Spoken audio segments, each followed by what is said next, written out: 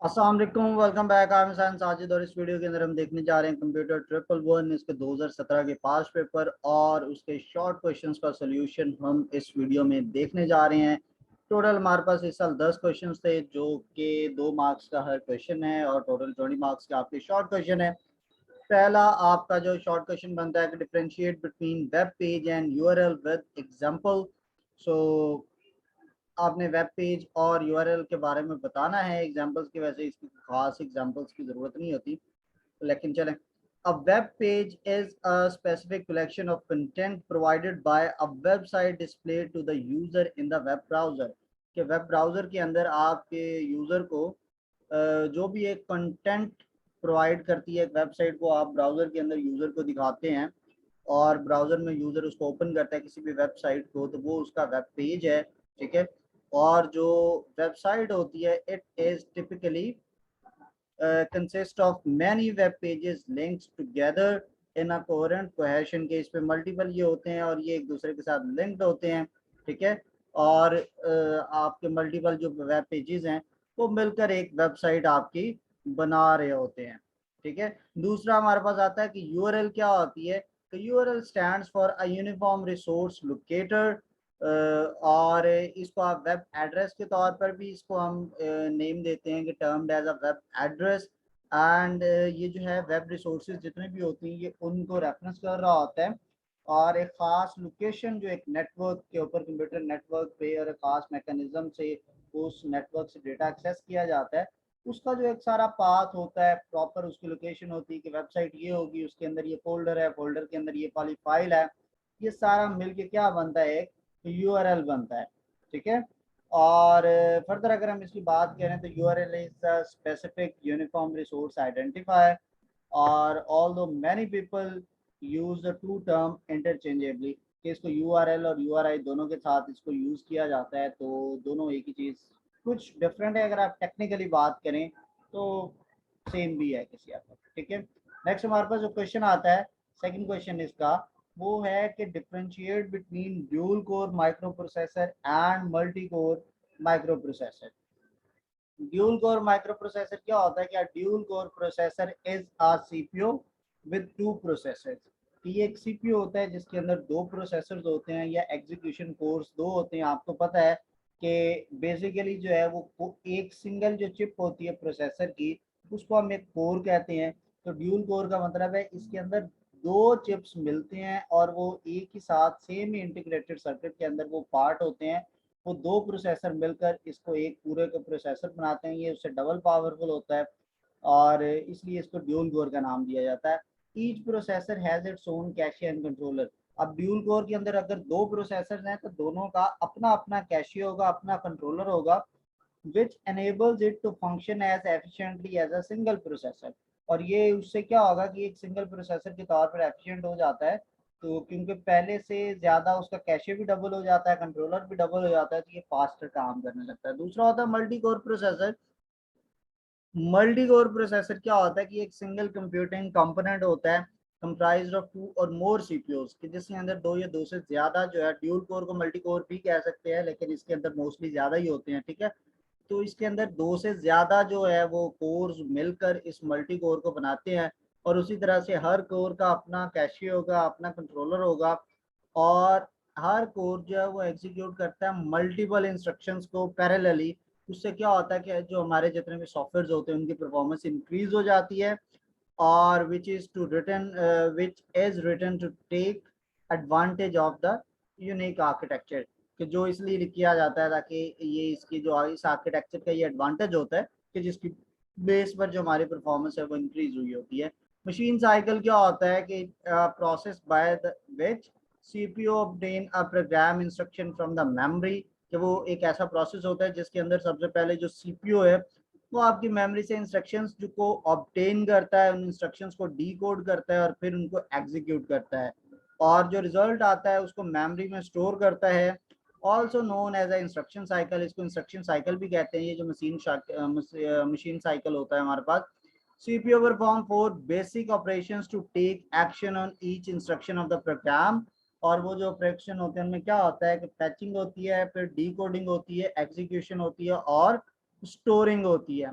Next question है कि define the factors which play key role to determine the picture quality. So picture quality के लिए दो चीजें काम आती है, resolution and dot pitch.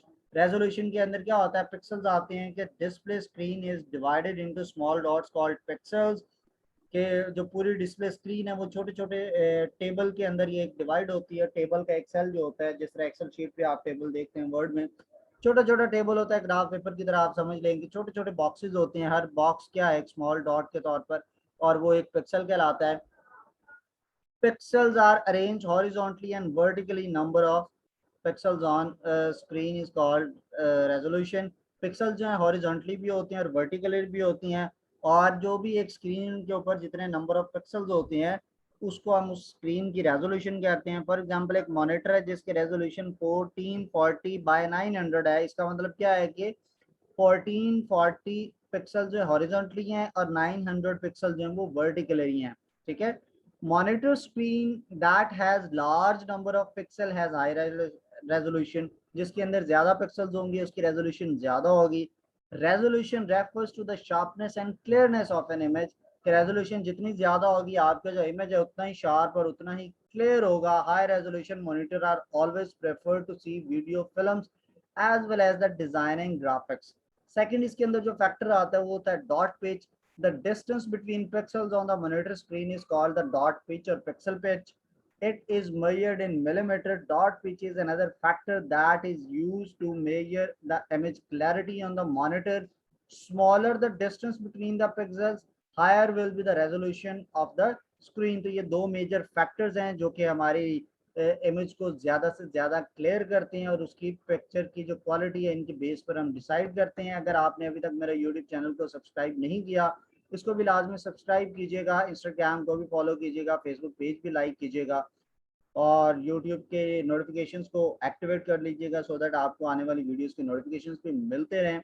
Next question हमारे पास जो था वो था what is difference between LED and LCD. LCD is basically liquid crystal diode and LED is light emitting diode. LED stands for liquid crystal diode. It means that front layer of these monitor is made up of liquid crystals diode। तो ये जो होता है इसका जो LCD है इसका जो फ्रंट लेयर है वो लिक्विड क्रिस्टल्स डायोड से मिलकर बनती है। These teeny diodes are grouped together into pixels। ये जो छोटे छोटे डायोड्स होते हैं उनको आप पिक्सल्स के तौर पर एक दूसरे के साथ ग्रुप किया होता है। एलईडी क्या होती है कि मॉडर्न जो लेटेस्ट एलसीडी मॉनिटर्स हैं उनके अंदर एक बैकलाइट यूज होती है using light emitting diode LED technology. This gives an image better contrast and brightness। ये जो लाइट emitting डायोड टेक्नोलॉजी है इसकी वजह से हमारा जो इमेज होता है उसकी एक बेटर कंट्रास्ट होता है और बेटर ब्राइटनेस होती है। Before the use of LEDs, LCD monitor used a cold cathode fluorescent lamp. के एक कोल्ड कैथोड फ्लोरोसेंट लैम्प होता था, वो एक बैक लाइटिंग के तौर पर का मेथड था या बैक लाइटिंग के तौर पे काम करता था।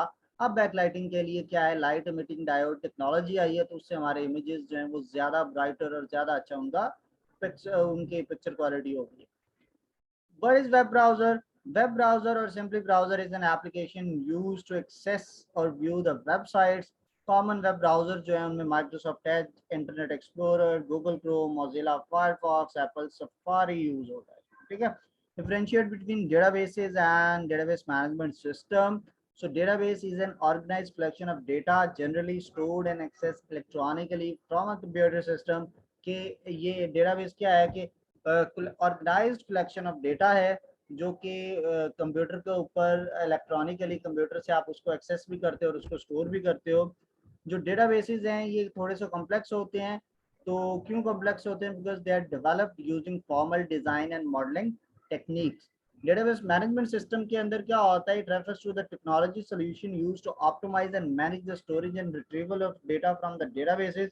ये एक टेक्नोलॉजी होती है, जिस टेक्नोलॉजी सॉल्यूशन होता है जो हम क्यों यूज़ करते हैं कि जो डेटाबेस में मौजूद डेटा है हम उसको ऑप्टिमाइज भी कर सकें, उसकी जो स्टोरेज है उसको मैनेज भी कर सकें और उसको इजीली एक्सेस भी कर सकें, उसका रिट्रीवल भी हम देखते हैं। डेटाबेस मैनेजमेंट सिस्टम एक सिस्टमैटिक अप्रोच है to manage the databases via an interface for the user as well as the workload accessing the database via apps.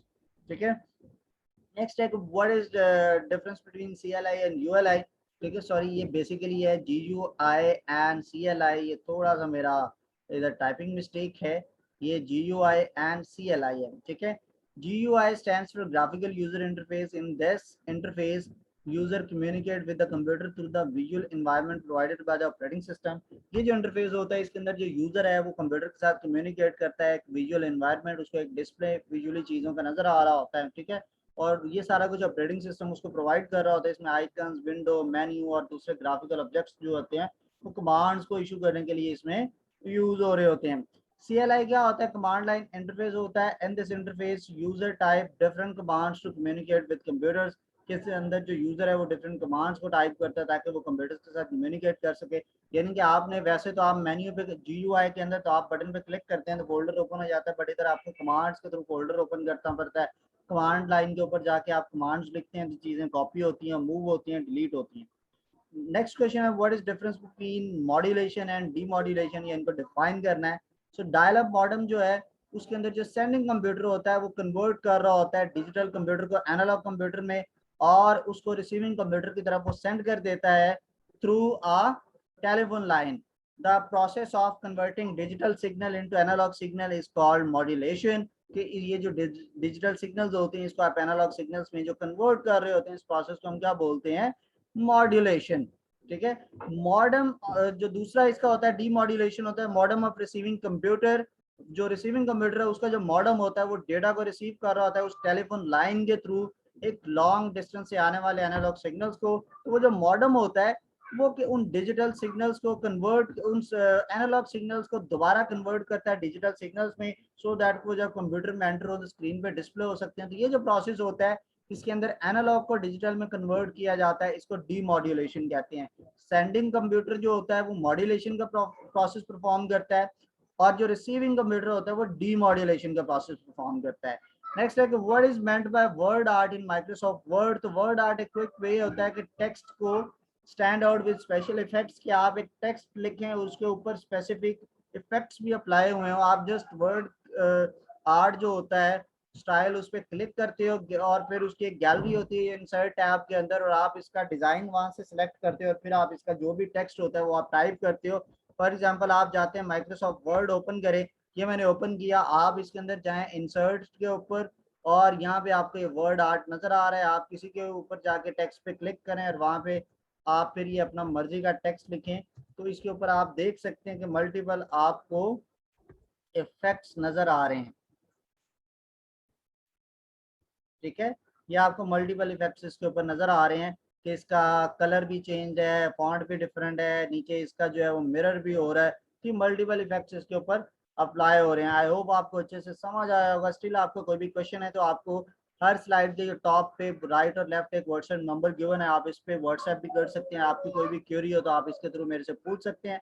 ये मेरा यूजर नेम है फेसबुक पेज का, ये इंस्टाग्राम का और ये लिंक्डइन का, और सेम यूजर नेम हमारा फेसबुक उसका यूट्यूब चैनल का भी है। आपका कोई भी क्यूरी हो, कोई भी क्वेश्चन हो, किसी भी पास पेपर से रिलेटेड आप गाइडेंस चाहिए, किसी भी सब्जेक्ट का हो, आप मुझसे कांटेक्ट कर सकते हैं। इंशाल्लाह I will try my best कि आपको मैं जल्द से जल्द उसका सॉल्यूशन प्रोवाइड करूं। इंशाल्लाह आपसे अगली वीडियो में मुलाकात होती है, तब तक अपना ख्याल रखिएगा। अल्लाह हाफिज़।